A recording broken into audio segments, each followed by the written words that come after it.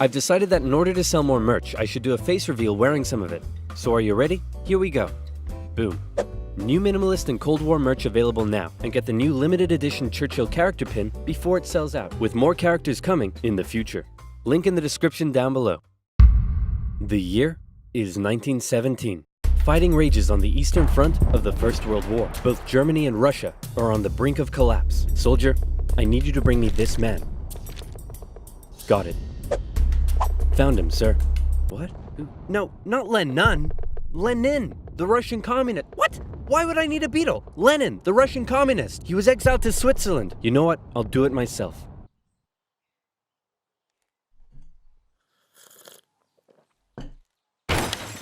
Who wants to start a revolution?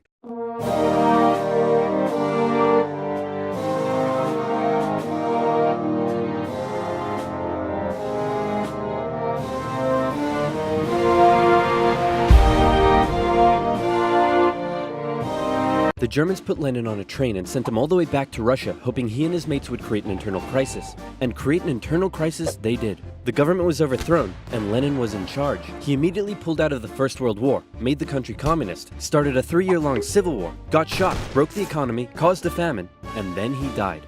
On his deathbed he said, "Hey man, tell whoever's in charge of giving people jobs not to let that jerk Stalin become the next leader. By the way, who did I put in charge of giving people jobs? That would be Stalin, sir." Stalin was a rising force in the Communist Party. He still had some opponents, but conveniently, all of them were arrested or disappeared. So that was lucky. And so Stalin took over. He implemented his 5-year plans, which transformed the country from an agriculture-based economy to an industrial one. And like Lenin before him, he reigned with terror. Anyone who dared criticize or oppose him would either be killed or left to rot in the horrendous Soviet work camps. Then a short man with a silly mustache tried to take over the world, punched the Russians all the way to Moscow, and then the Russians, with some help from their faithful ally, the Winter, punched them all the way back to Berlin. At this point, being allies, America, the UK, and the Soviet Union were good chums. They held a couple of conferences near the end of the war to decide what would happen next. Hey Stalin, after all your trials and tribulation, you must be pretty happy to be standing here in Berlin. Tsar Alexander made it all the way to Paris. Just give me a second. Hey man, I think something's up with Stalin. I know, right? What should we do? Shall I tell him about the bomb? Yeah, tell him about the bomb. That will scare him. So, we got this crazy new big A-bomb that can destroy an entire city in one go. Yes, my spies told me already. Oh wait, I meant to act surprised. Wow, that's amazing. He already knew. How? Am I sure I want to send nuclear secrets via unsecure public coffee shop Wi-Fi? Am I ever?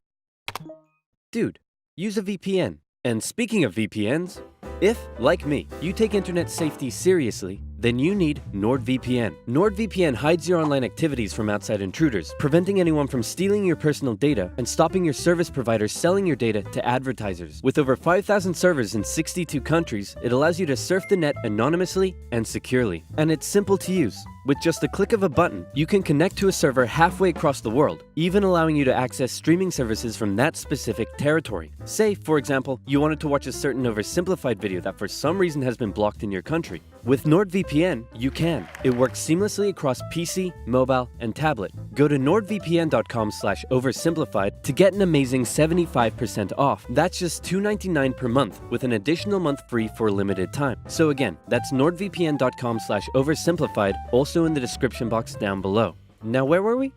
Oh yeah. Does the A stand for atomic or ass? Then America dropped their big A-bomb on Japan, and World War II officially came to an end. Hooray, we won! Okay, so now it's time to establish the New World Order. Stalin, you're in charge of Eastern Europe. Now, we want you to let them all hold elections. Oh yes, of course, elections. And these elections will be free and fair, right? Oh yes, certainly, free and fair. Definitely free and fair. Communist, communist, communist, communist, communist, communist. If that's not free and fair, I don't know what is. Throughout Eastern Europe, Soviet puppet governments were established as a buffer zone between the USSR and the West, with Churchill proclaiming an Iron Curtain had descended across the continent. The relationship between the old allies was deteriorating fast. Over the next few years, the British intervened in the Greek Civil War to prevent a communist takeover. In Turkey, the Russians began demanding more control of Turkey's sea access routes, which prompted the US to send their largest battleship to Turkey for a friendly visit. After World War II, Iran was now occupied by both the Soviets and the British, with an agreement to both pull out once the war was over. The British pulled out. Stalin was like, you know what? I think I might stick around. All in favor of kicking Russia out of Iran? You want to know something? You guys suck. Pressure from the UN forced the Soviets to leave, and with the establishment of NATO, the Soviets had no doubt that the West was out to encircle and destroy them. And America announced the Truman Doctrine, in which they basically said, those guys are not cool, cannot be trusted, and we will do everything we can to prevent the spread of communism around the world. Many viewed this moment as the official declaration of the Cold War. Back in Europe, everyone was living in a post-apocalyptic void brought on by the Second World War. Cities reduced to rubble, not enough food. It was terrible. This is great. The more they suffered, the more likely it is they'll turn to communism. Dude, you're really messed up. What's wrong with you? My father used to punish me severely. America realized what was going on and quickly made a move. Under the Marshall Plan, they sent $12 billion to Western Europe for its economic recovery. The countries of Stalin's Eastern Bloc looked on with envy. Hey Czechoslovakia, you want to come get some economic aid? Yeah, but I have to check with my mom first. Sorry, America. I can't come. This was a full-on economic battle raging between capitalism and communism in Europe. If the Western nations developed faster and better than the East, that would be a defeat for Stalin. So he set up his own rival economic recovery plan, which he called Comecon, and he also set up Cominform, which gave him more political control over the Eastern Bloc. But nowhere did this economic battle rage harder than in the city of Berlin. Caught over 100 miles behind Soviet lines, the city had been divided up between the Allies, and the western segments were still under Western control. East Berliners could travel freely to West Berlin, see the economic prosperity and think, maybe this communism thing ain't so great after all. I'm gonna have fun tonight. You're home late. Oh, Stalin. I was just out with my friends. Friends? You stink of capitalism! You're out engaging in imperialist debauchery again! I swear, Ivan, I can't keep doing this. Stalin wanted the West out, so he said, hey, guess what? I'm blockading all of your supply routes to West Berlin. What are you gonna do about it? I suppose we'll just fly the supplies in.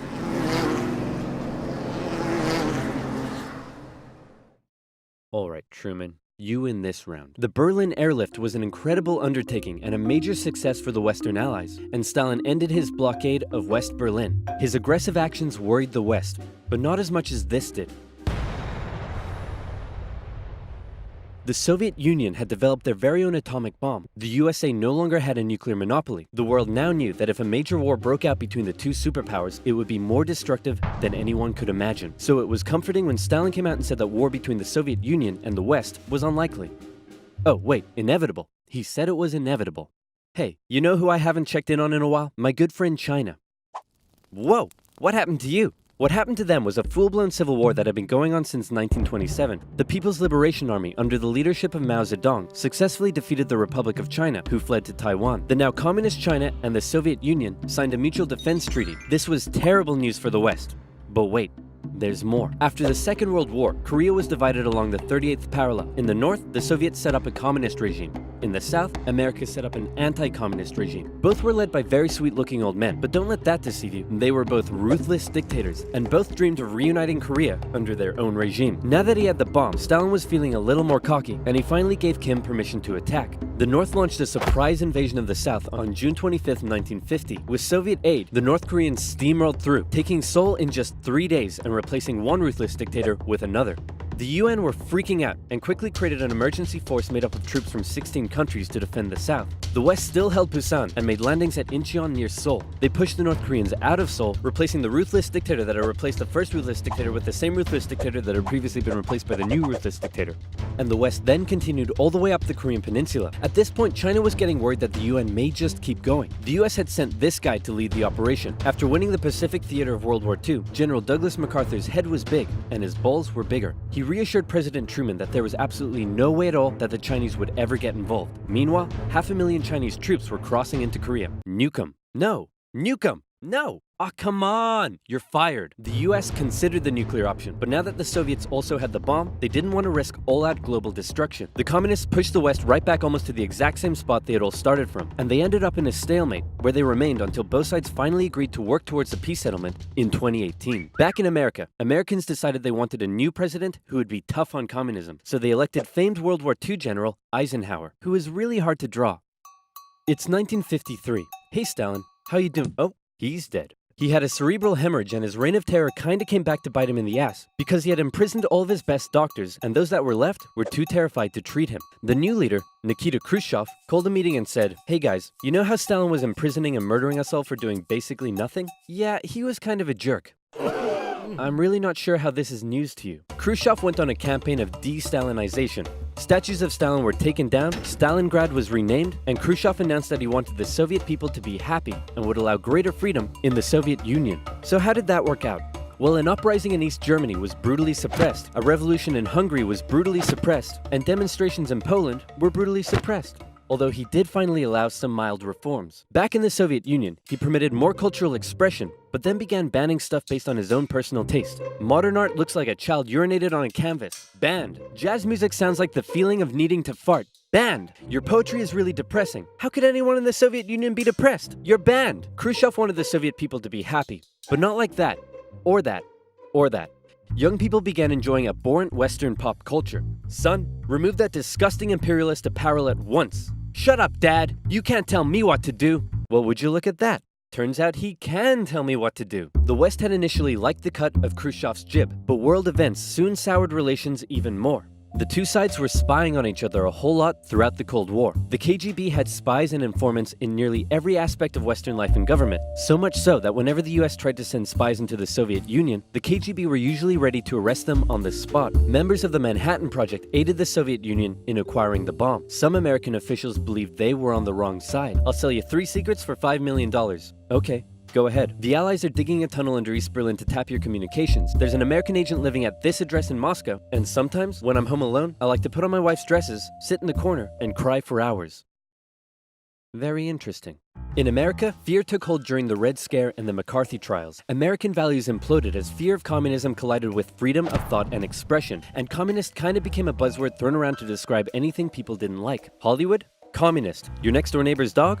Communist. When the grocery store cashier asks if you need a bag when you clearly can't carry 10 tubs of baconaise in your hands, communist. But one area in particular where the US had an edge over the Soviet Union was in its espionage technology. In particular, U-2 spy planes flew across Russia carrying out surveillance from the skies. There was a nasty incident in 1960 though, when one was shot down and Khrushchev was furious. Who the hell is this? He's a high-altitude weather enthusiast who flew off course. Okay, that sounds plausible. Wait a minute! Why does he have a gun and a poison needle? Because he's a very naughty high-altitude weather enthusiast. But much to America's concern, the Soviet Union appeared to be ahead in the space race. Everyone freaked out when Russia launched the world's first satellite, and then they actually sent a man into space. Even worse, there also appeared to be a missile gap in the Soviets' favor, and Khrushchev was so confident that he even allowed the US to set up a technology exhibit in Moscow, attended by a certain Vice President Richard Nixon. Check this out, we have color TV. Yes, but we've been to space and can obliterate you with our massive nuclear arsenal. Check out this vegetable peeler.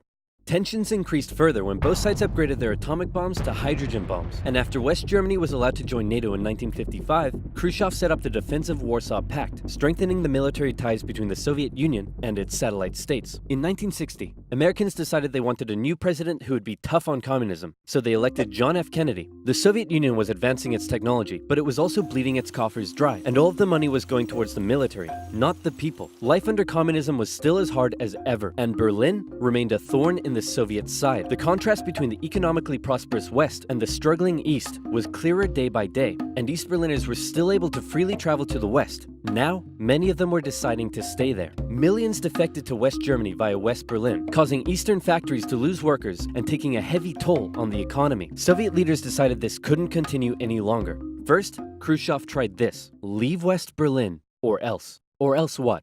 Or else, I'll be really mad at you. Yeah, no, we're gonna stay. Listen, man, West Berlin is ours, East Berlin is yours. That's just how it is. Kennedy felt pretty good about his show of American resolve. But wait a second, did you catch that? Let's replay it. East Berlin is yours. Uh-oh, Kennedy just told Khrushchev that the USA wouldn't interfere in what the Soviets did with their section of Berlin, so Khrushchev came up with a new idea. We're gonna build a wall, and it's gonna be a big, beautiful wall, and it's gonna keep out all the Mexicans. No, say that's wrong, it's gonna keep in these Berliners. Oh, sorry, it's gonna keep in all the Mexicans. On August 13th, 1961, Berliners woke up to find their city divided into two, with barbed wire and guards blocking the border between east and west. Over time, a wall was constructed throughout the city. Families were torn apart. Thousands would risk their lives escaping over the wall, and hundreds would die trying. To the despair of Berliners, the West were unable to do anything about it. But the wall did put on full display the failure of the communist system. As Kennedy said, "Democracy is not perfect, but we have never had to put a wall up to keep our people in." As part of the agreement between the two sides, US diplomats were still allowed to travel to East Berlin, but suddenly, East Berlin crossing guards started giving them the business, and Kennedy was like, nah. In October, the US rolled tanks up to the crossing point at Checkpoint Charlie as a show of strength. The Soviets did the same, and the two were in a standoff. They stayed like that for 16 hours, and the world braced for nuclear Armageddon. Thankfully though, Kennedy called Khrushchev directly and was like, "Hey man, this is getting way too hot. How about you back your tanks up by an inch and we'll do the same? Sounds good. Okay, how about you back your tanks up by another inch and we'll follow suit? Alright, hey, you want to do another inch?" And they both very slowly inched away from the apocalypse. Phew, let's hope that's the biggest crisis of my presidency. It wasn't.